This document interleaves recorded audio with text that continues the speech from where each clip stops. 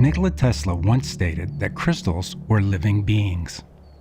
It's a subject that fascinates me because I have experienced an interesting phenomena while studying their effects on plants. I was first introduced to the vibrational properties of quartz while attending a music convention in North Carolina. It's for experts in digital and analog musical instruments, but my reason for attending this event was to interview an expert that specializes in sound, light, and electromagnetic field frequency machines. I met with August Worley during Moog Fest to visit the factory that produces Moog musical instruments. August started his professional career as a keyboard technician for the popular musical group Emerson, Lake and Palmer. Well, then I formed Emerson, Lake and Palmer, and what I would like is a Moog synthesizer. I had found out that Bob Moog was looking to create another synthesizer, and I showed him what I had done for Keith Emerson, and he was very impressed, and so he had invited me to become his principal engineer at Moog Music. We talk about frequency and waveforms with the kids in our program, how these waveforms actually feel. What we're going to talk about today is how we make sound. What happens when you add more oscillators, it makes the sound richer. So I'm going to add another oscillator.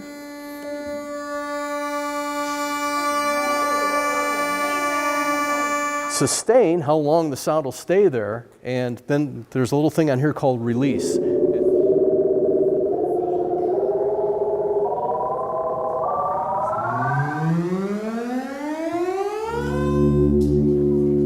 So notice how that sounds differently. This is very mellow.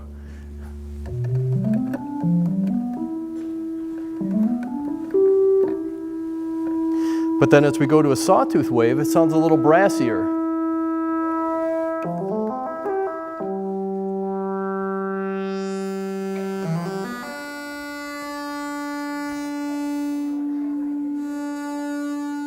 So you can see they kind of look like a sawtooth. Basically what Bob did was take laboratory equipment out of the laboratory and put it in the hands of the musician.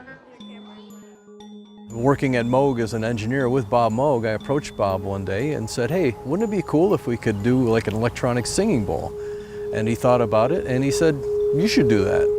And so that sort of gave me the impetus and sort of planted the seed for me to carry forth this idea of what would an electronic singing bowl look like that also incorporated physical vibration and had light associated with it and also did an electromagnetic resonance. There's a physioacoustic transducer at the base of the instrument. The Pyradym is a combined sound, light, physioacoustic, and electromagnetic resonance instrument. The crystals come into it because I wanted to have as broad a spectrum of resonant modalities in the instrument as possible.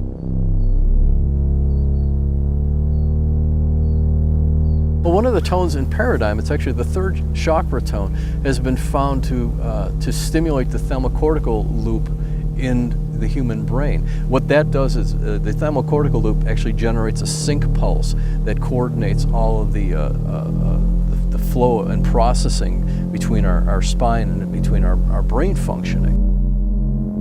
Why do cats not display the same hip dysplasia and some of the other connective tissue disorders that dogs do? And the answer to that is because they purr. They are little physioacoustic generators, and they have an innate ability to know how to heal people. They like to climb on people, and they seem to have an understanding of when somebody's in pain, and they go right to that area and they purr. The American Veterinarian Association has stated that the reason that cats don't have connective tissue disorders is because they do purr. That's physioacoustic therapy right there. A beat frequency is a difference frequency between two tone generators. So in this way we can use a tone generator that is very close in frequency to another tone generator. The difference frequency will be 10 hertz, 8 hertz, 7.8 hertz. This instrument is designed to resonate the body, and by inducing a 40 hertz tone through Pyradym, into the human body, you can actually help to stimulate people.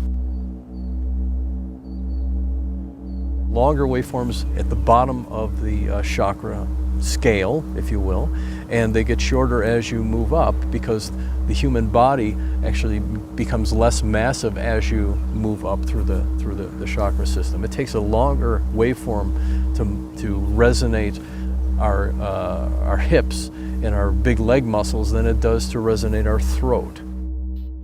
August Worley's expertise as an inventor, teacher, and service technician of analog music frequency generators has also made him a gifted individual in the repair of electromagnetic medical devices. The same wave shapes that are used to synthesize analog sound to produce different tonal qualities are also used to treat many conditions within the human body.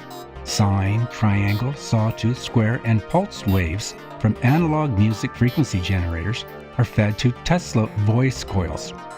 They interact with permanent magnets to produce sound vibrations. For medical devices, flat spiral Tesla coils are embedded into thin pads and are energized by medical frequency generators. Silent electromagnetic fields are evenly dispersed throughout the surface of the mat to treat the entire body. For targeted applications, single Tesla coils can be inserted into pillows and placed on or under areas of the body. Instead of playing a keyboard to change the musical notes, oscillators inside the frequency generator can be programmed to sweep through the frequencies, or pulse magnetic fields at predetermined intervals.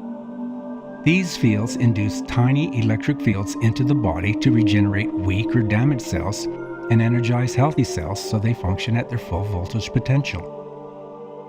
These frequency machines can emulate the Earth's natural magnetic fields that are vital for our survival.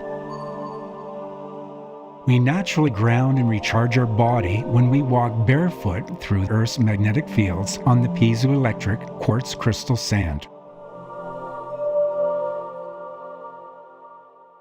The Pyradym vibrates the crystal capstone to activate its piezoelectric effect.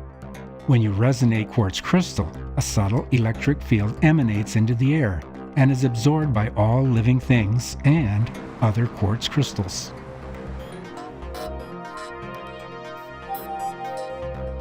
I decided to purchase a Pyradym and a quartz crystal singing bowl to study in our laboratory.